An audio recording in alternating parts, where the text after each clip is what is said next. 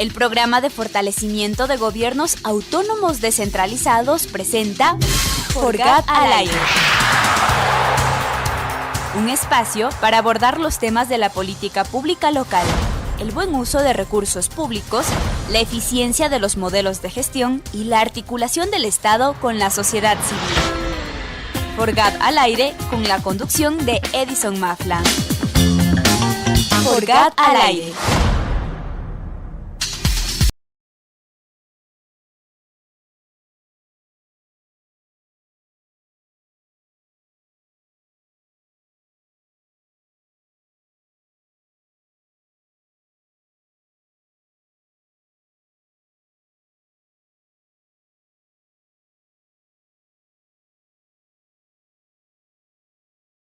FORGAD al aire es una iniciativa de la Universidad Andina Simón Bolívar, de Voz Andina Internacional y del área académica de gestión. El día de hoy tenemos un tema que lo vamos a tratar con bastante reflexión, mirada de la normativa legal y por supuesto atención a los contextos y coyunturas locales. Finalmente, el ejercicio de una nueva ley electoral en el año 2023 nos lleva a la siguiente temática, que es mirar al gobierno local en transición electoral. Para esto entonces tenemos la necesidad de revisar alguna documentación, principalmente lo que nos determina el Código Orgánico de Organización Territorial, Autonomía y Descentralización, COTAD. Antes de empezar a revisar normativa, yo quisiera entrar un poquito en esta mirada de contexto. Acabamos de pasar en el mes de mayo un informe a la Nación de la Presidencia de la República. Tenemos un ejercicio importante que hizo toda la ciudadanía a nivel del mundo con respecto a la pandemia y el COVID. Lecciones muy importantes para el país también.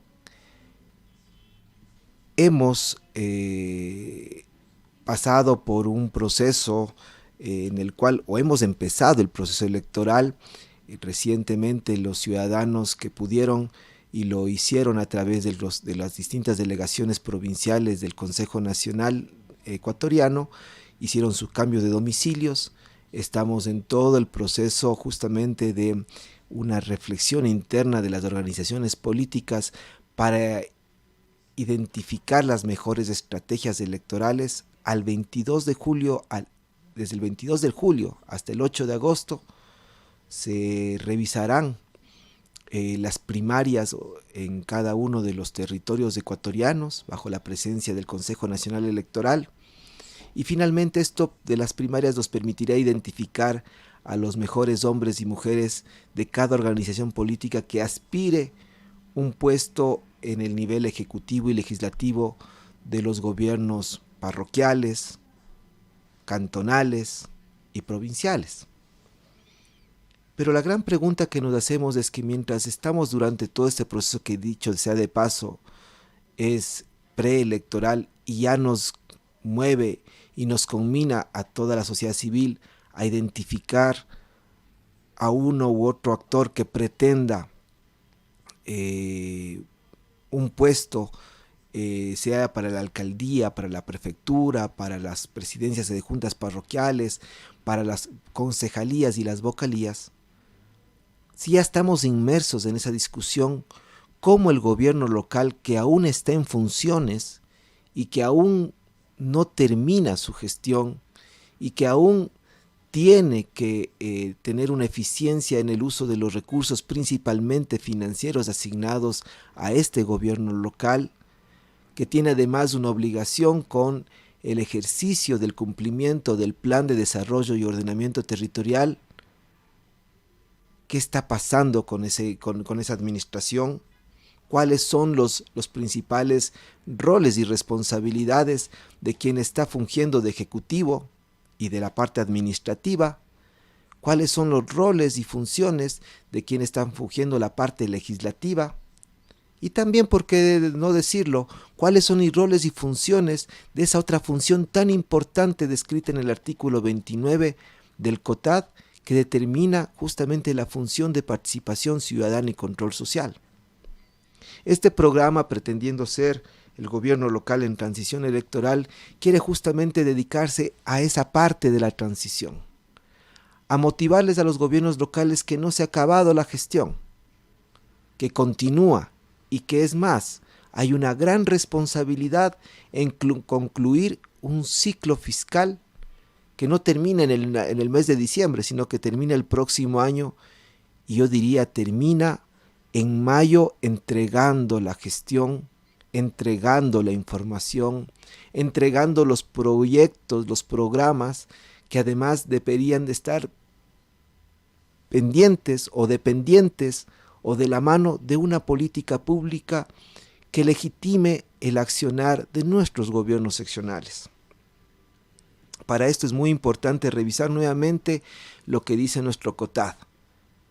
Obviamente hay que hacer aquí la primera reflexión, que tanto este libro que termina siendo la Biblia para nuestros gobiernos autónomos descentralizados ha sido asumido conscientemente, ha sido pensado, ha sido ejecutado, ha sido priorizado.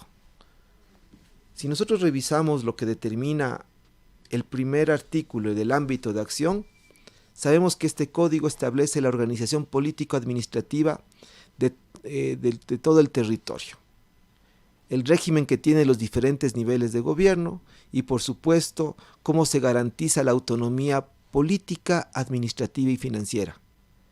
Seguido revisemos el artículo número 5, que habla justamente sobre la autonomía. Es muy importante entender esto de la autonomía porque después nos conllevará a revisar el régimen de las competencias. Pero veamos lo que determina la autonomía. La autonomía política, administrativa y financiera en el artículo 5 comprende el derecho y la capacidad efectiva de estos niveles de gobierno, junta parroquial, municipio, prefectura, para regirse mediante normas y órganos de gobierno propios, ¿sí?, los que mencioné hace un momento, en sus respectivas circunscripciones territoriales bajo su responsabilidad, sin intervención de otro nivel de gobierno y en beneficio de sus habitantes. Esta autonomía se ejercerá de manera responsable y solidaria, en ningún caso pondrá en riesgo el carácter unitario del Estado y no permitirá la secesión del territorio nacional. La autonomía política es la capacidad de cada gobierno para impulsar procesos y formas de desarrollo acordes a la historia, cultura y características propias de la circunscripción territorial. Se expresa en pleno ejercicio de las facultades normativas y ejecutivas sobre las competencias de su responsabilidad.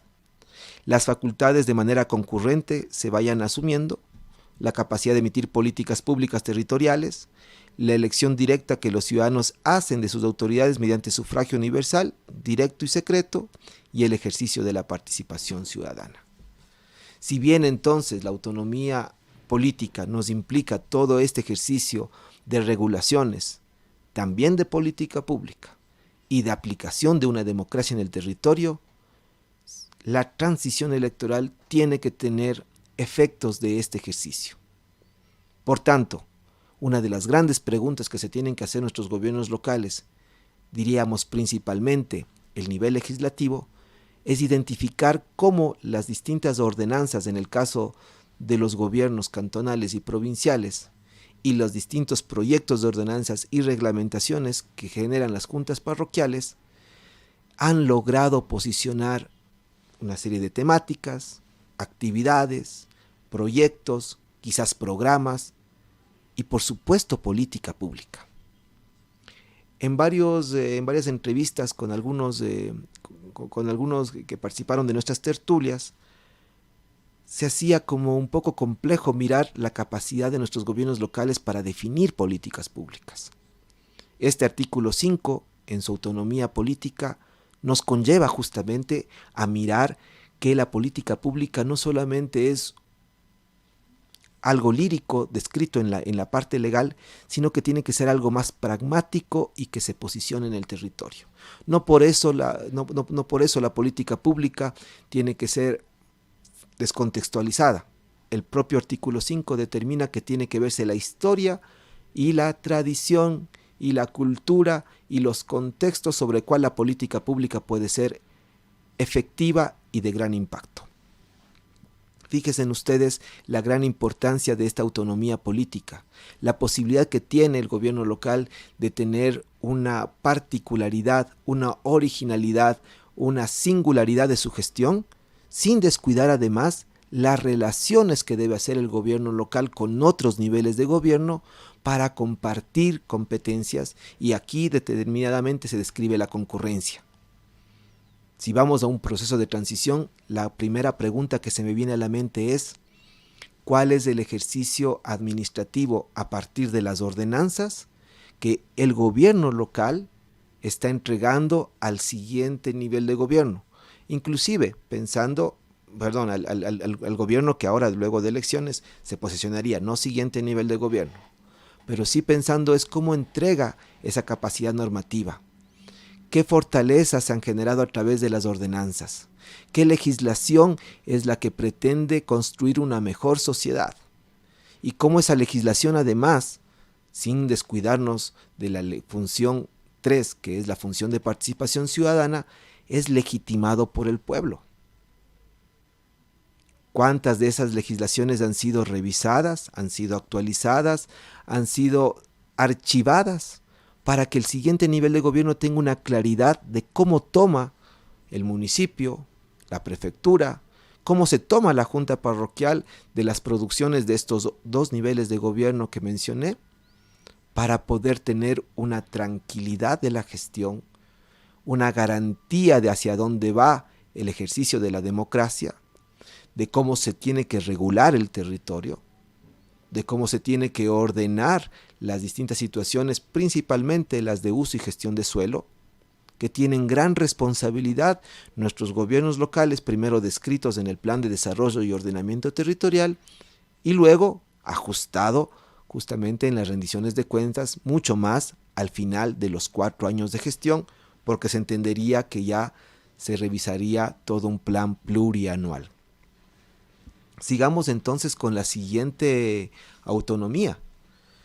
La autonomía administrativa obviamente consiste en el pleno ejercicio de la facultad de organización y de gestión de sus talentos humanos y recursos materiales para el ejercicio de sus competencias y cumplimiento de sus atribuciones, en forma directa o delegada, conforme a lo previsto en la Constitución y la ley. Nos llama muchísimo la atención esta autonomía, ya que justamente esto depende de cómo entregamos el ejercicio administrativo de un gobierno local. Cómo están dispuestos los distintos servidores públicos, que son funcionarios de las distintas direcciones, jefaturas y unidades. ¿Están descritos estos talentos humanos en función de sus competencias? ¿En función de las distintas necesidades institucionales? ¿Están alineadas estas necesidades institucionales y funciones con las competencias del respectivo gobierno local? ¿Cómo este talento humano y estos recursos, que también pueden ser no solamente humanos, sino también bienes, materiales, ¿no es cierto?, o inmuebles, cómo están apuntando a las necesidades que están previstas en su planificación local? Y esto es algo que también debe responderse el gobierno local en transición, y es algo que debe exigir el nuevo gobierno local que entra, para que sepamos en qué condiciones estamos asumiendo una gestión administrativa.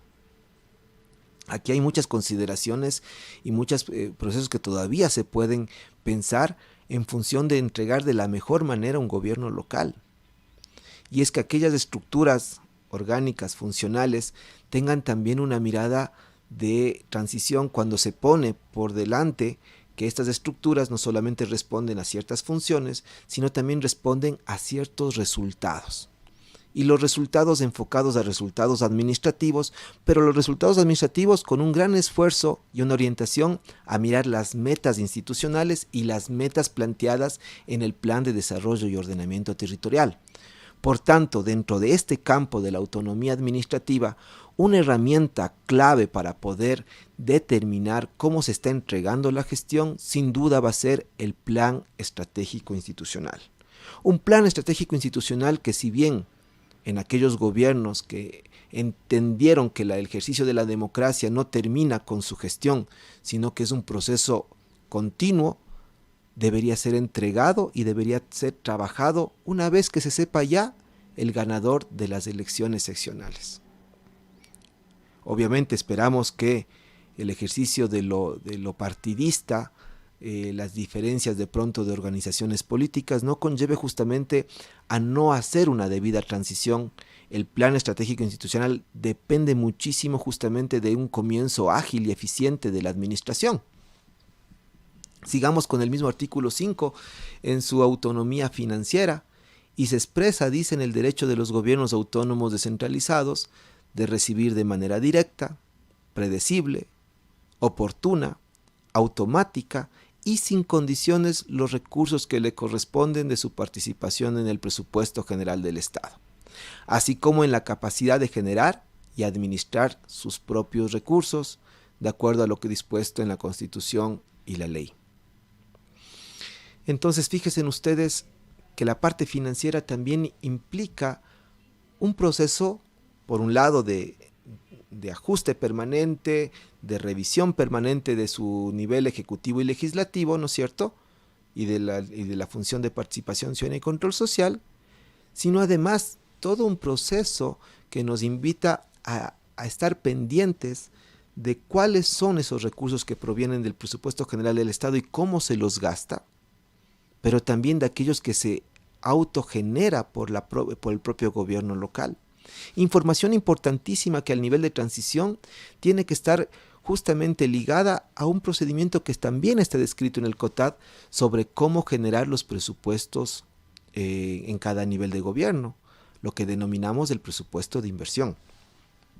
Y el presupuesto de inversión en este momento ya está trabajándose en función de prepararlo para el año 2023. Es decir, a partir de términos de mayo ya nuestras unidades administrativas financieras empiezan a definir la planificación para ir revisando qué es lo que se está haciendo en el 2022, pero con miras también a cómo preparar el presupuesto financiero en el 2023. Lo que implica entonces que las autoridades locales vigentes tienen una gran responsabilidad con las nuevas autoridades, ¿sí?, para entregar información clara de cómo se está orientando el presupuesto en el siguiente año que van a asumir. Y a veces lo que resulta, o lo que nos dicta la experiencia o la visita en territorio, es que muchas veces esta información no se la entrega adecuadamente, no hay la suficiente información en los archivos, no se encuentra esto determinado de alguna manera en los archivos digitales, tanto físicos o digitales, y peor aún en un proceso armónico de transición, en unos pactos de gobernabilidad, que quienes son los únicos ganadores de esos pactos de realizarse es la ciudadanía, el territorio, obviamente. ¿Por qué empecé con el ejercicio de las autonomías? Porque a pretexto justamente de las autonomías es la mejor situación que nos podría conllevar a establecer una estrategia de transición. Ustedes saben que cada nivel de gobierno tiene competencias exclusivas y eso no limita a su concurrencia, pero también sabemos que en base a sus competencias y a su planificación, hoy por hoy nuestros gobiernos locales están en un proceso de cierre de gestión y obviamente también de cumplimiento de sus tareas. Algunas de estas quedarán truncas por el tiempo, algunas de estas no se podrán concluir porque se tendrá que esperar que la siguiente administración justamente lo tome y lo culmine. Otras estarán quizás a lo mejor empezando en el proceso de transición. Y para esto, en estos mismos 3 ámbitos me gustaría dar las siguientes recomendaciones. ¿Qué tanto estamos haciendo los gobiernos locales para prepararnos en los procesos de cierre de nuestros contratos? Estoy hablando de contratos de obras, de servicios, de proyectos de inversión. ¿Qué tanto el gobierno local se está no solamente entregando o determinando fechas de pago de consultorías o de estos proyectos de infraestructura que pueden ser, sino además cómo se prepara el cierre administrativo de cada uno de ellos? Recuerden ustedes que los procesos de compras públicas no termina con el pago al que oferta el servicio, al proveedor o al consultor. El proceso de compras públicas termina cuando el administrador de contrato liquida y cierra y finiquita el proceso. Y eso implica una exigencia administrativa en donde se vinculan, sí, la unidad de compras públicas seguramente, pero también la dirección administrativa, la dirección de planificación, también la dirección de obras públicas, seguramente también las unidades de bodega. Seguramente y también aquellos administradores de contrato que tienen la responsabilidad de revisar la calidad de la obra, del servicio, del producto, de la consultoría. Todo eso tiene que estar enmarcado dentro de un proceso de liquidación. Y no se va a poder hacerlo si es que no hay todos los elementos o no hay toda la planificación prevista para el mismo. Obviamente una gran inquietud también va a ser qué pasa con aquellos servicios, productos, obras de infraestructura, consultorías que queden o que estén pendientes que se va a entregar en un lapso posterior a las elecciones o posterior al siguiente régimen de gobierno. ¿Cómo nos preparamos también para enfrentar esa situación y que no sea objeto de una fiscalización o que no sea objeto de una auditoría y que obviamente no incumplamos con las distintas normativas para caer en procesos de orden de auditoría administrativa, ¿no es cierto?, civil o peor aún penal? Eso es importante que nuestros gobiernos locales lo tengan en cuenta. También aquellos procesos que a lo mejor no se van a dar o que estando planificados no existe el tiempo para poderlos subir a compras públicas, los recursos son insuficientes.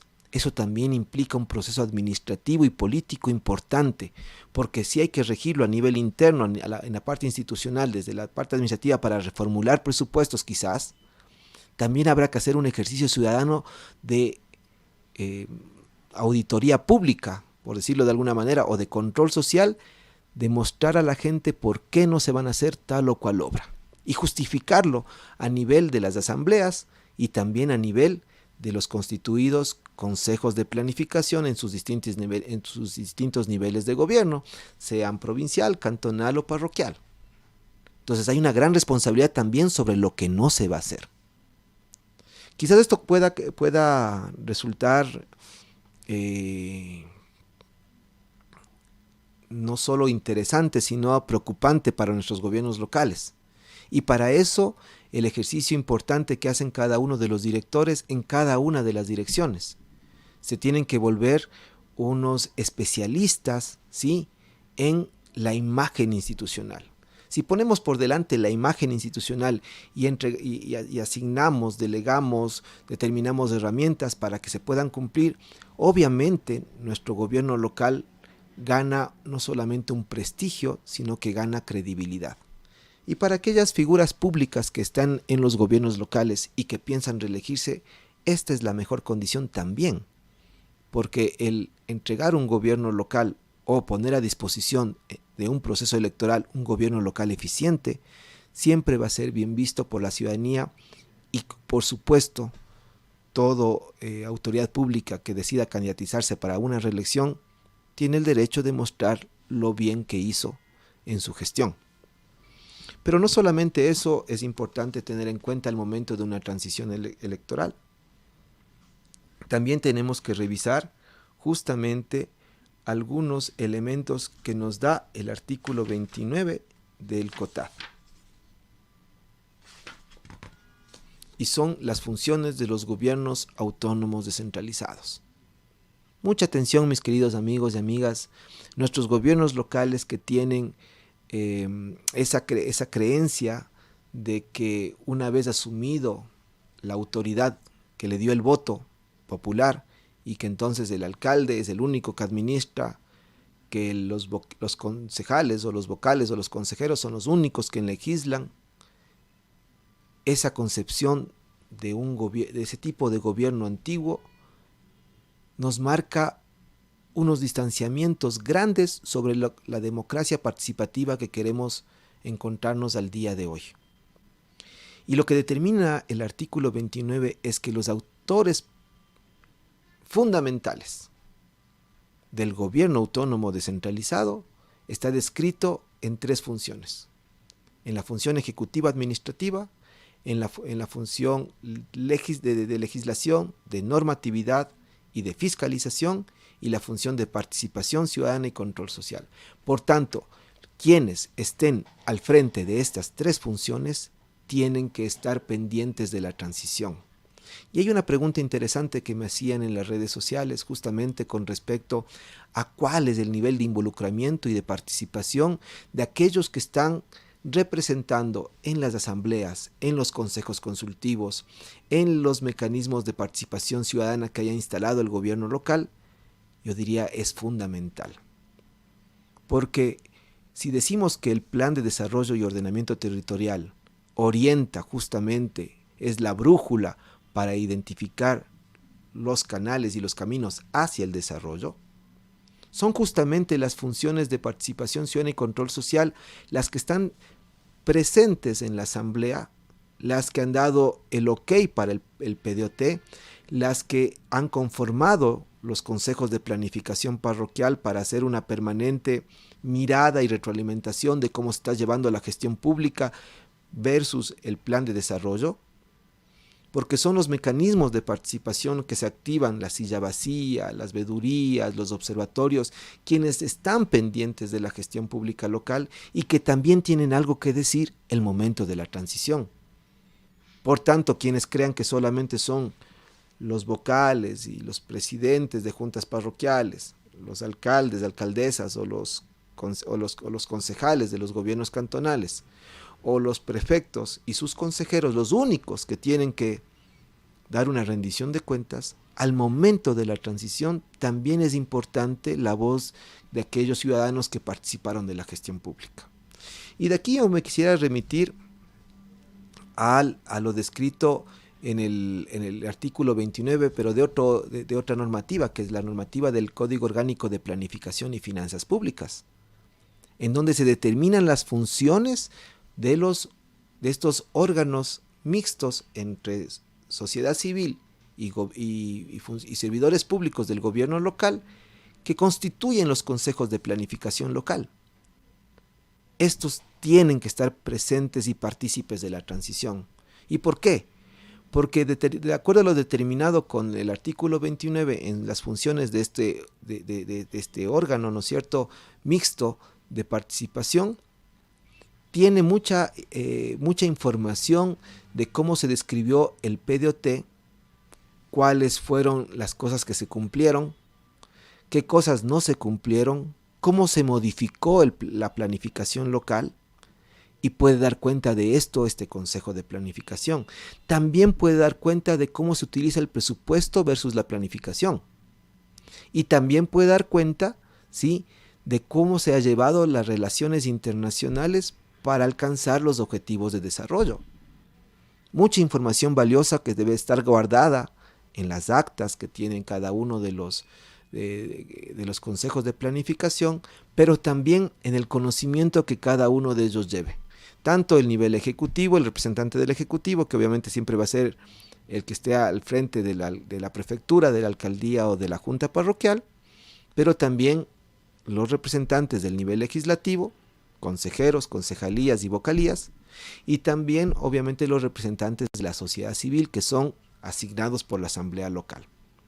Entonces imagínense ustedes toda esa riqueza de información que pudiera sistematizarse en beneficio, nuevamente digo, no del candidato que terminó siendo elegido solamente, sino en beneficio de una ciudadanía que merece que sus gobiernos locales, empezada una nueva gestión, no demoren tanto, o que ese calentamiento que se hace justamente al inicio de una gestión no dure pues 1 año o 2 años, sino que sea lo más ágil posible, que sea esa transición que permita enseguida tener una correcta administración de los servicios, una correcta conexión entre los servicios y la ciudadanía, una correcta gestión entre los servicios, la ciudadanía y las entidades de control, una correcta y eficiente gestión entre lo que hace un gobierno local cuando se quiere aliar a otro gobierno local, una imagen importante entre el sector privado, que puede ser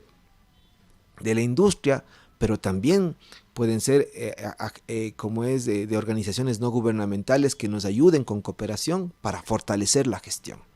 Entonces esto implica realmente una gran conexión de distintos actores, pero principalmente y fundamentalmente de estas tres funciones descritas para que poder tener la información correcta.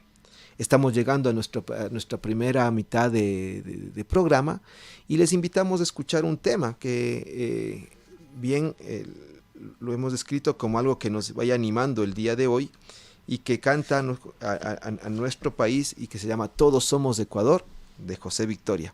Escúchelo y por favor no te desconectes, volvemos con la siguiente y última parte de este programa llamado Gobierno Local en Transición Electoral.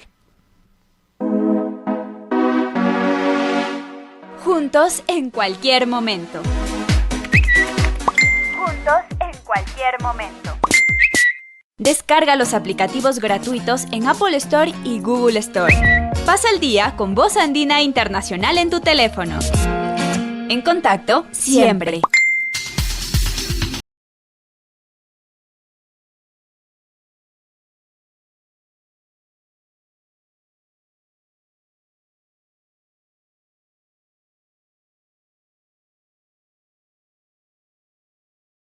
Jorgada al aire, estamos hablando sobre gobierno local en transición electoral y este programa tiene también una motivación especial y es mirar todas aquellas alternativas que nos van a permitir justamente una revisión, por un lado sí de la normativa, pero también busquemos formas innovadoras para construir la gobernabilidad, que no es otra cosa más que el fortalecimiento de la institución del gobierno local a nivel en su órgano administrativo, y también construyamos y fortalezcamos la gobernanza local, que no es otra cosa más que la institucionalidad frente a los otros actores que son también responsables del desarrollo en un territorio. Y por eso queríamos nosotros tratar de sintonizar con esto que nos faculta el Código de la Democracia, y es que todos los candidatos y candidatas tienen la obligación de hacer su plan de trabajo en función de la planificación local.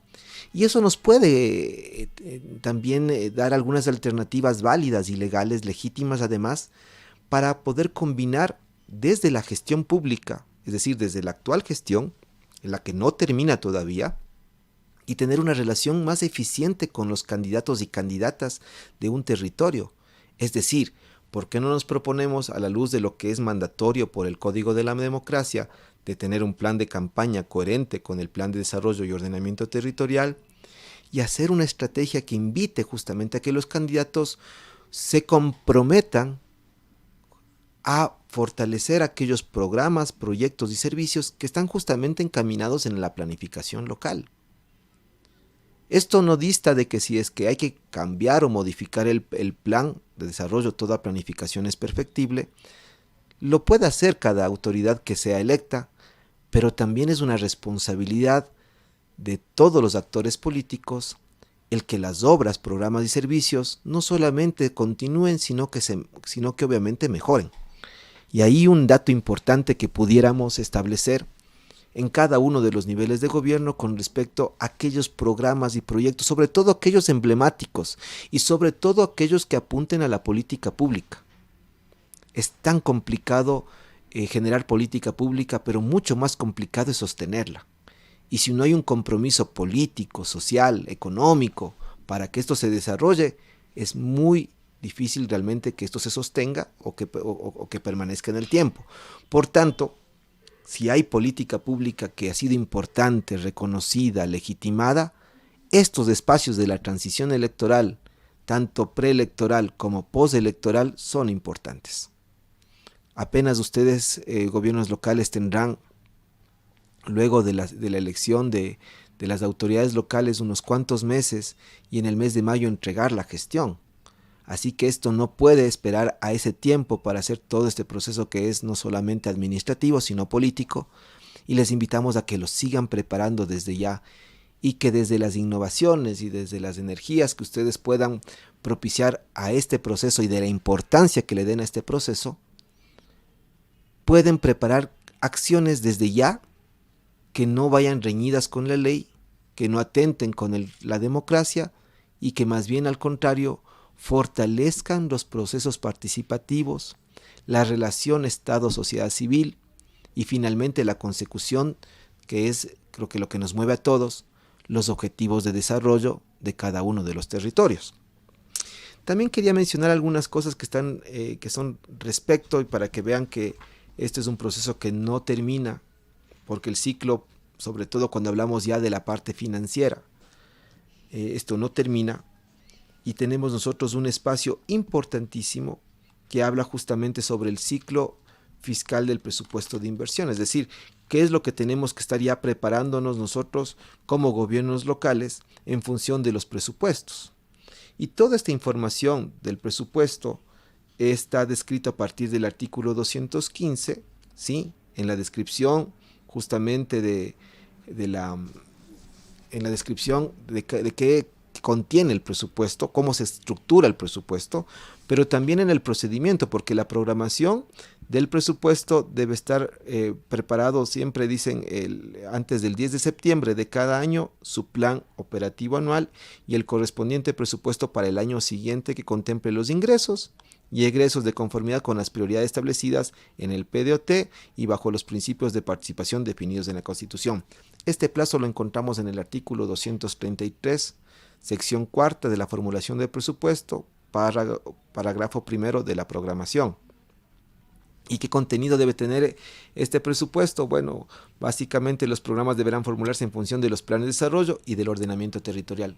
Aspecto clave para la transición, sobre todo este último ejercicio, ese ejercicio de programación presupuestaria es sumamente clave al momento de la transición. Recuerden ustedes que esto empieza antes del 30 de julio. De hecho, ya deberíamos estar preveyendo algunas situaciones y algunas informaciones que tenemos que recabar, ¿sí? Y a partir del 30 de julio hasta las primeras semanas de enero es todo un proceso que va a estar de alguna manera sujeto también al movimiento y a las dinámicas electorales, que si bien el ejercicio de la campaña electoral es en el mes de enero y se entendería que para ese mes ya todo este proceso presupuestario, la programación presupuestaria haya culminado, esto no implica que vamos a tener bastantes presiones desde el año 2022 para poder también consolidar que el programa del presupuesto se legitime, se valide y se oriente adecuadamente para el siguiente año 2023. Otro de los temas importantes para el ejercicio de la transición, decíamos y le hemos puesto al final, es justamente la participación ciudadana y el control social. ¿Cómo nos preparamos desde la transición para tener un ejercicio social, ciudadano, que invite justamente a un pacto de gobernabilidad? Y no estamos hablando con pacto, aquellos pactos que a lo mejor los vemos en las noticias o está caracterizado por temas de orden de corrupción o de mañosería, ¿sí? O de ineficiencia.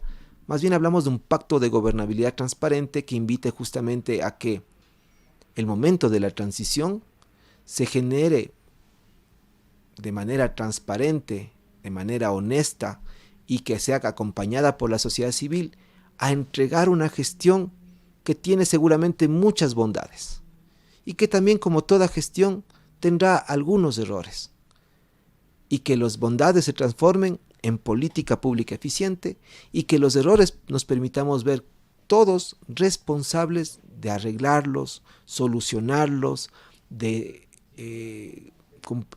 cumplir las más altas expectativas para que estos errores se transformen nuevamente en soluciones para la población. Es por eso que el día de hoy hemos dedicado justamente a hablar de gobierno local en transición electoral y porque además consideramos que una responsabilidad de la academia es justamente sistematizar las buenas prácticas e invitamos a todos los amigos y amigas de los gobiernos locales a que en cada territorio con la academia puedan desarrollar procesos de investigación, que puedan generarse o que se identifiquen alternativas y soluciones para la gestión pública local, para el fortalecimiento de la administración pública, para el desarrollo de esta articulación entre Estado y sociedad civil, para identificar nuevas formas de gestión mancomunadas, alternativas, intersectoriales, para pensar que es posible que en cada uno de los territorios se hablen de todos los temas sin entrar en la discusión o en la divergencia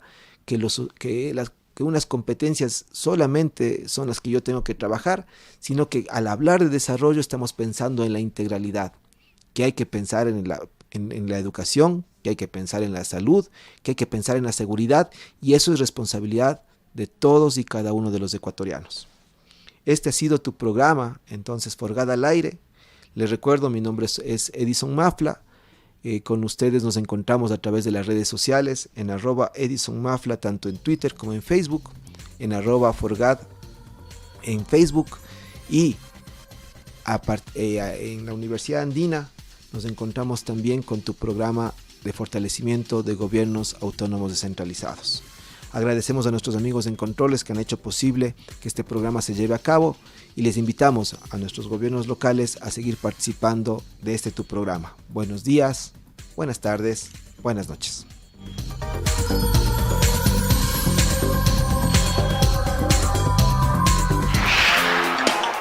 Forgada al Aire fue una producción del Programa de Fortalecimiento de los Gobiernos Autónomos Descentralizados. Les agradecemos por su generosa compañía.